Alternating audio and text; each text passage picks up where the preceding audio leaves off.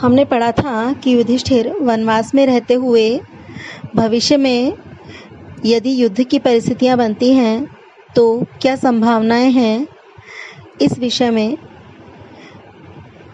योजना बनाने से पहले एक वनेचर को गुप्तचर बनाकर हस्तिनापुर भेजा था, जिससे कि वो दुर्योधन किस प्रकार शासन कर रहा है, क्या उसकी रीति नीति है, इसके विषय में जानकारी प्राप्त कर सके। तो वनेचर अब एकांत में युधिष्ठिर की अनुमति से उन्हें दुर्योधन के बारे में सब बता रहा है। तो वनेचर दुर्योधन के विषय में बताते हुए कह रहा है, वो लगातार बता रहा है कि दुर्योधन बहुत नीतिपूर्वक शासन कर रहा है।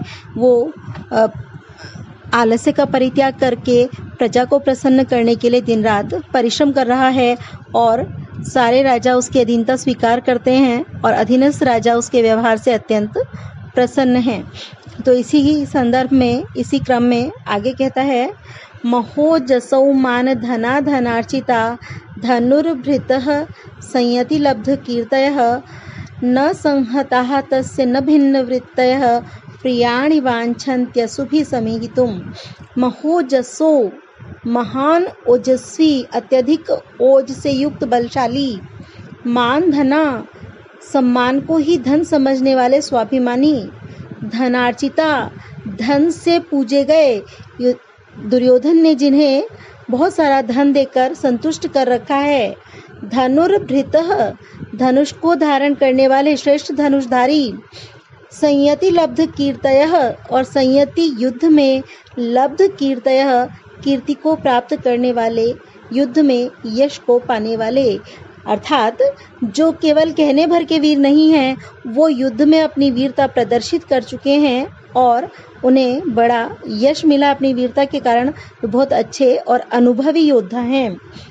न संहतः तस्य, न संहता, न तो संहत होते, इकट्ठे होते हैं। इकट्ठे होने से तात्पर्य है दलबंदी, गुटबंदी नहीं करते। तस्य, उसके, न भिन्न वृत्तयः, न भिन्न वृत्ति वाले हैं, आपस में मतभेद भी नहीं रखते। आपस में मत के कारण वे कोई गुटबंदी नहीं करते दुर्योधन के विरुद्ध या आपस में ही, और उनमें मतभेद भी नहीं है। दुर्योधन का हित करने के विषय में सभी का मत ऐक्य है। प्रियाणि वांछन्ति, प्रियाणि प्रिय, वांछन्ति चाहते हैं, अशुभि प्राणों से, समीहितुम करना, जो अपने प्राण देकर भी उस दुर्योधन का प्रिय करना चाहते हैं। तो उसके पास बड़े उत्तम योद्धाओं की सेना है, बहुत अच्छे अच्छे योद्धा उसकी सेवा में हैं, जिनके बारे में उनकी विशेषताएं बताते हुए गुप्तचर कहता है, महोजसः मान धनः धनार्चितः संयति लब्ध कीर्तयः न संहता न भिन्न वृत्तयः धनुर्भृतः तस्य अशुभि प्रियाणि समीहितुम वांछन्ति।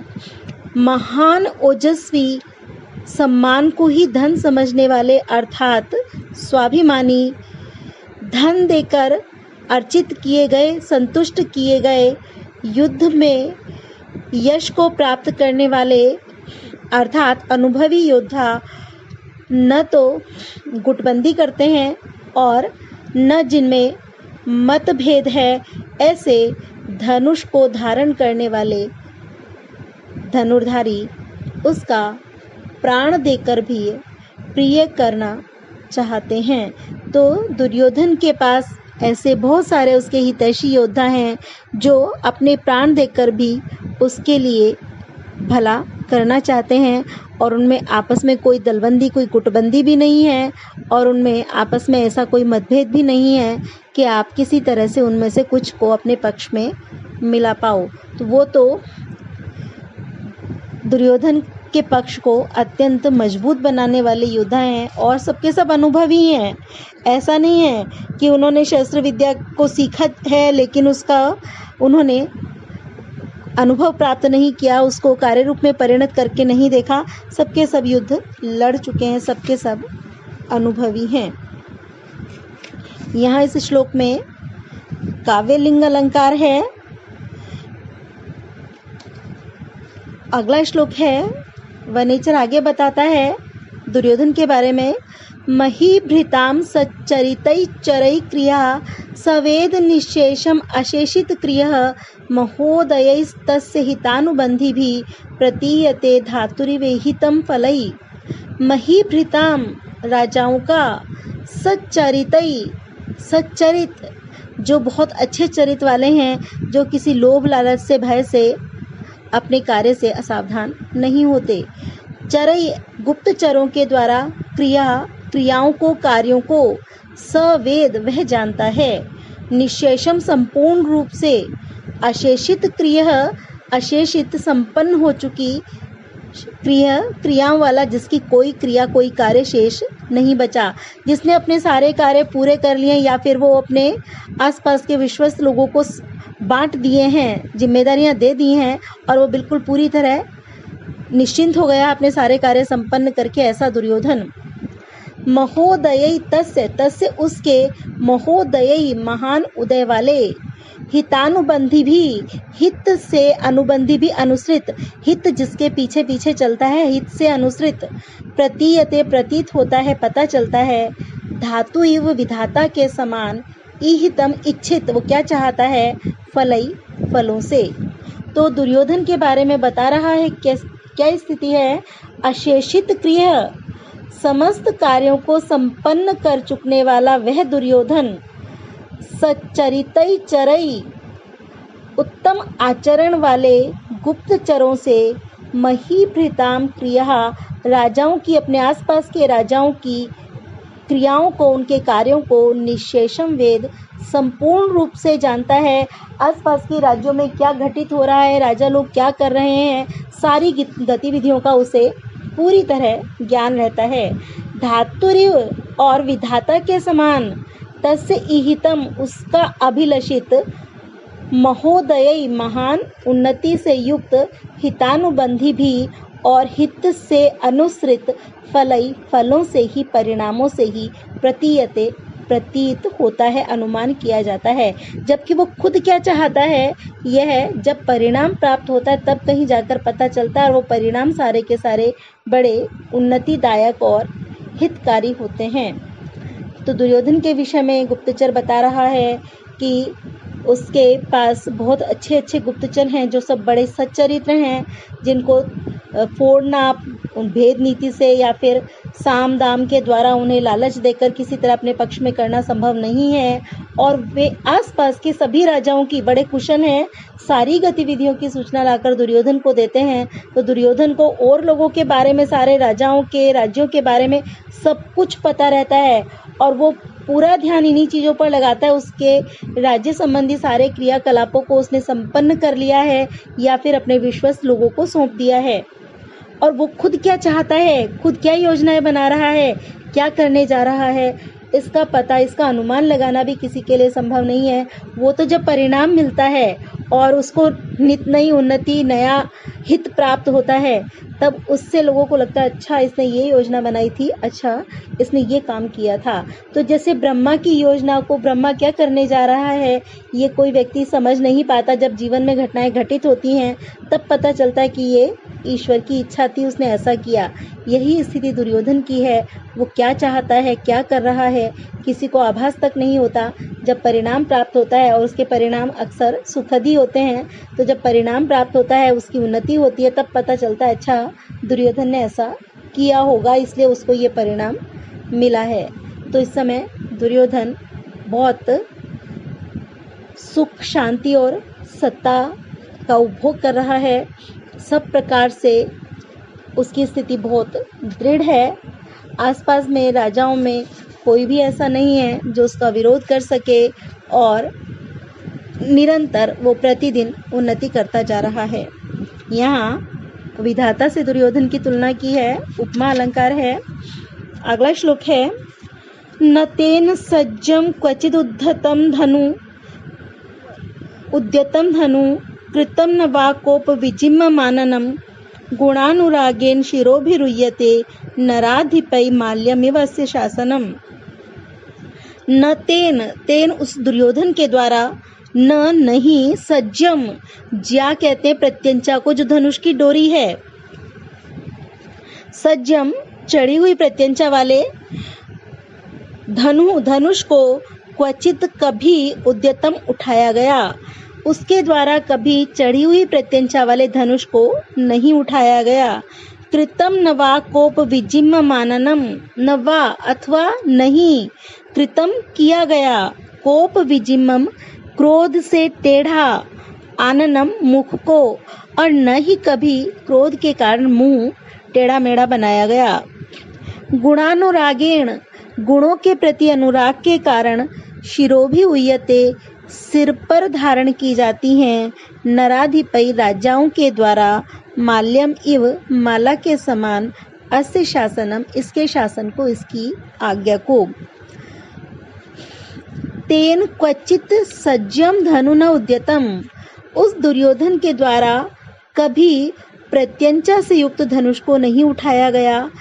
वा कोप विजिमम आननम न कृतम, अथवा मुंह को क्रोध से टेढ़ा नहीं किया गया। गुणानुरागेण नराधिपति तस्य शासनम माल्यम इव शिरोभि उयते, उस दुर्योधन के गुणों के प्रति अनुराग के कारण राजाओं के द्वारा इस दुर्योधन की आज्ञा को माला के समान सिर पर धारण किया जाता है। तो गुप्तचर बता रहा है कि इस समय दुर्योधन की स्थिति इतनी सुदृढ़ हो चुकी है और उसने अपने उत्तम व्यवहार से, भले ही वो बनावटी हो पर ऊपर से तो बहुत अच्छा व्यवहार कर रहा है, तो उसके उत्तम व्यवहार से सारे राजा मन से उसके अनुकूल हो गए हैं, उसके साथ हो गए हैं, भय से नहीं प्रेम से उसके साथ हो गए हैं। इसलिए उनको भेद नीति का प्रयोग करके अपनी तरफ मिलाना बहुत कठिन कार्य है। तो वो कोई उसको धनुष उठाने की आवश्यकता नहीं पड़ती कि राजाओं को वो जीते, उनसे अपनी बात मनवाए, बल का प्रयोग करे तो धनुष उठाए, हथियार उठाए, ऐसी आवश्यकता उसको नहीं पड़ती। उसको किसी के ऊपर क्रोध करना नहीं पड़ता, क्रोध भी दिखाना नहीं पड़ता कि क्रोध दर्शाने के लिए मुंह को टेढ़ा मेढ़ा कर रहा है, चिल्ला रहा है, ऐसा कुछ करना नहीं पड़ता। उसको क्रोध करने की आवश्यकता ही नहीं पड़ती। राजा लोग उसके गुणों से इतने प्रभावित हैं कि उसके प्रति प्रेम भाव रखते हैं, उसका आदर करते हैं। और जैसे कोई व्यक्ति माला को स्वयं ही आदर पूर्वक अपने सिर पर धारण करता है, माला के गुण जो उसकी सुगंध है, उसकी सुंदरता है, उससे आकृष्ट होकर व्यक्ति स्वयं ही अपने मस्तक पर धारण करते हैं माला को, ऐसे ही उस दुर्योधन के गुणों से आकृष्ट होकर राजा स्वयं ही उसकी आज्ञा को अपने मस्तक पर धारण करते हैं, अर्थात आदर पूर्वक उसकी आज्ञा का पालन करते हैं। तो दुर्योधन ने अपनी स्थिति को अपने व्यवहार से, अपनी नीति से बहुत सुदृढ़ कर रखा है और बहुत कठिनाई होने वाली है यदि युद्ध की स्थिति बनती है। तो सारे राजा पूरी तरह उसके पक्ष में हो गए हैं और भय से नहीं हुए कि मौका मिलते ही आपके साथ मिल जाए, प्रेम से हुए हैं। और जो प्रेम से उसे चाहता है उसको अपनी ओर मिलाना बहुत कठिन है। यहाँ पर भी माल्यमिवस्य शासनम, ये उपमा अलंकार है।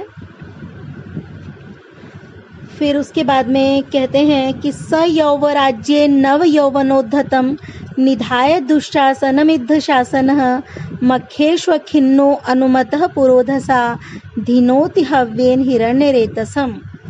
स वह दुर्योधन यौवराज्ये, युवराज पद पर, नव यौवनोद्धतम, नव यौवन से नवीन युवावस्था के कारण उद्धत जो उद्दंड है, ऐसे निधाय नियुक्त करके दुशासनम, दुशासन को, इद्ध शासनः, इद्ध अनुल्लंघ्य जिसका उल्लंघन नहीं किया जा सकता, ऐसे शासन वाला, आज्ञा वाला, अनुल्लंघनीय आज्ञा वाला वह दुर्योधन, मखेषु यज्ञों में, अखिन्नः खिन्नता रहित होकर, अनुमतः पुरोधसा पुरोहित के द्वारा अनुमति प्राप्त करके पुरोहित द्वारा बताए गए तरीके से, धिनोति प्रसन्न करता है, हव्येन हव्य से, हवि से, हिरण्यरेतसम अग्नि को हवि द्वारा प्रसन्न करता है। तो अब दुर्योधन इतना निश्चिंत हो चुका है और उसने अपने सारे कार्यों का इस प्रकार से विश्वस्त लोगों में बंटवारा कर दिया है कि वो बिल्कुल निश्चिंत होकर यज्ञ इत्यादि करने में लगा हुआ है। अब देवताओं को प्रसन्न कर रहा है, अपने सेवकों को, अपने मित्रों को, अपने बंधुजनों को, अपने अधीनस्थ राजाओं को, सबको उसने पूरी तरह संतुष्ट और प्रसन्न कर दिया है। और अब इस ओर से पूरी तरह निश्चिंत होकर वो देवताओं को प्रसन्न करने में लगा हुआ है। तो वो क्या कर रहा है है, इद्ध शासनः स यौवराज्ये नव यौवनोद्धतं दुःशासनं निधाय। अकाट्य आज्ञा वाला वह दुर्योधन युवराज पद पर नवीन युवावस्था के कारण उद्दंड स्वभाव वाले दुशासन को नियुक्त करके मखेषु अखिन्न पुरोधसा अनुमतः हव्येन हिरण्यरेतसं धुनोति। यज्ञों में खिन्नता रहित होकर, निश्चिंत होकर पुरोहित के द्वारा बताए गए तरीके से हवि देते हुए हिरण्यरेतस अग्नि को प्रसन्न कर रहा है। आजकल दुर्योधन राजकार्यों से पूरी तरह निश्चिंत होकर, सब कुछ सही हाथों में सौंपकर दुशासन को युवराज बनाकर, जो थोड़ा उद्दंड है क्योंकि अभी उसकी नई युवावस्था है, अति उत्साही है, किसी की सुनता नहीं है, उसको युवराज बनाकर राज्य का कार्यभार भी उसे ही सौंपकर, सब और सुख शांति है, सब और निश्चिंतता है, सब उसके अनुकूल है, सब उसकी पकड़ में है, इसलिए पूरी तरह निश्चिंत होकर और युवराज पद पर दुशासन को नियुक्त करके अब वो आजकल पुरोहित के बताए हुए तरीके से यज्ञ में अग्नि को आहुति देकर प्रसन्न कर रहा है। तो वो यज्ञ इत्यादि कार्यों में अब लगा रहता है, पूरी तरह राज्य के संचालन से वो निश्चिंत हो चुका है, सब कुछ अनुकूल है, सब कुछ शांतिपूर्ण है, इसलिए निश्चिंत होकर अब वो देवताओं को प्रसन्न करने में लगा हुआ है। तो इस समय दुर्योधन की स्थिति बहुत अच्छी है, उसने बहुत अच्छी तरह अपने शासन को जमा लिया है, प्रजाओं को प्रसन्न कर लिया है, आसपास के राजाओं को उसने अपने प्रेम पाश में बांध लिया है और राज्य में सब और सुख शांति है। पृथ्वी धन धान्य को प्रकट कर रही है, ऐसा कुछ भी नहीं है जिससे लगे कि आप उसको युद्ध में परास्त कर पाओगे। उसके पास बड़े बड़े विश्वस्त योद्धाओं की सेना है, तो इसलिए समाचार कुछ अच्छा नहीं है। दुर्योधन बहुत अच्छी प्रकार शासन कर रहा है।